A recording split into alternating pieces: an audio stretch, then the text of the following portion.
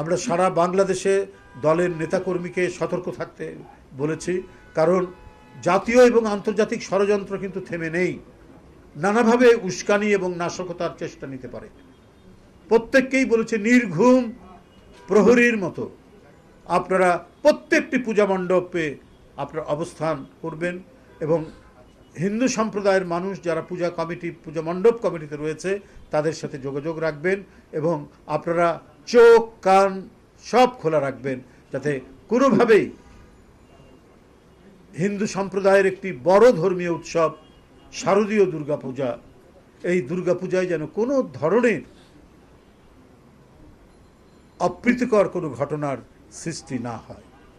অত্যন্ত আনন্দের বিষয়, আমরা এই বিষয়ে প্রতিটা জেলায় জেলায় সার্কুলার দিয়েছি।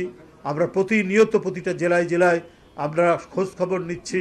আমরা প্রতিটা জেলার সাথে এবং সাংগঠনিক টিমের সাথে আমরা যোগাযোগ করেছি, আমরা তাদের সাথে বৈঠক করেছি।